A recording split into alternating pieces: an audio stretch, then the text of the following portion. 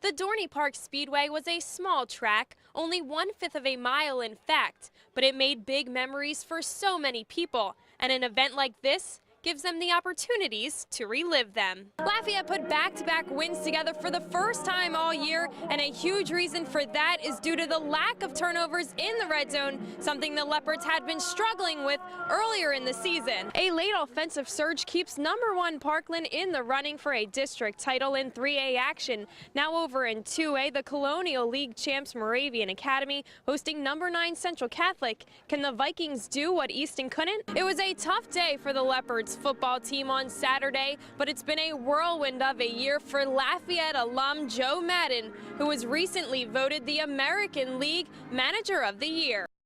LifePath is a regional nonprofit organization that provides services to people of all ages with developmental disabilities, and it has been growing throughout the area since it opened its doors in 1974. We serve about 1,400 individuals annually throughout the Lehigh Valley and into southeastern Pennsylvania in a 7-county region.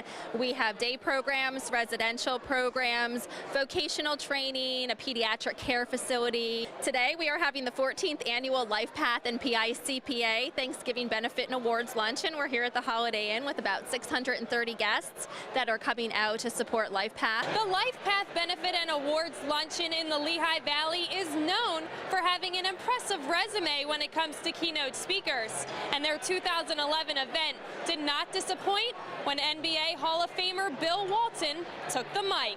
What a privilege and honor for me to be here on behalf of LifePath in the Lehigh Valley. This is so important and so critically necessary that everybody stands tall for those that can.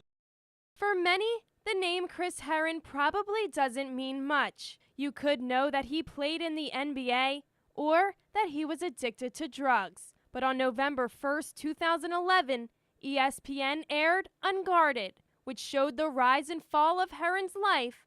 And I guarantee anyone who watches this film will feel sadness, hope, and inspiration. As soon as his ESPN Unguarded special aired, I got so many phone calls, texts from people saying how emotionally inspired they were, and then I got the most important call from my cousin Steve Bussinger, who's on the school board, and he said, "We need to bring him here.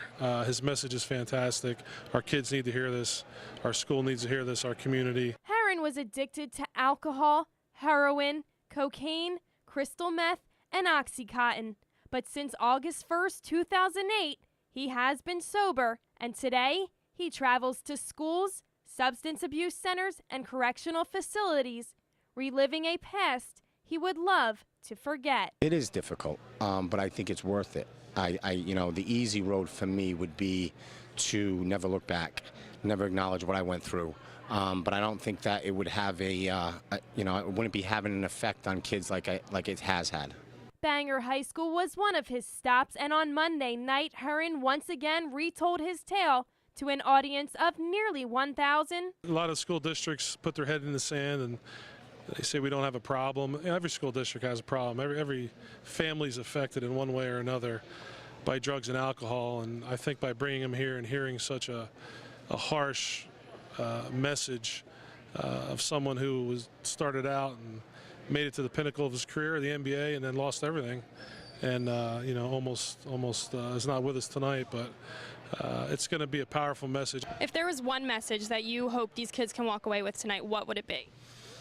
I would hope that they realize the dangers and the progression of alcohol and drugs that start at a young age for me, but also for them to know that kids, they're perfect, and there's no need to change who they are by pouring liquor and smoking weed.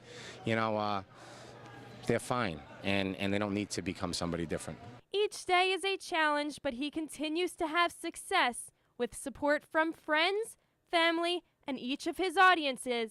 And he has even started a few foundations. Hoop Dreams is a big part of my life. I started it 2 years ago, which is a basketball training academy. I do some work for some substance abuse centers, and I just recently launched a nonprofit that called the Herren Project, and that is something that I am extremely passionate about. I don't know many drug addicts or alcoholics who save money to get into treatment, and you know, by the time they hit bottom, they have nothing left. So that's where we intervene and we pay for them to go away, and it's a beautiful thing. Whenever people would ask, Chris Herron would always say that he was great, even when he was at his worst. Well, today he is 3.5 years sober and can finally truly say that he is great. I'm great. Absolutely. No, I really am doing great.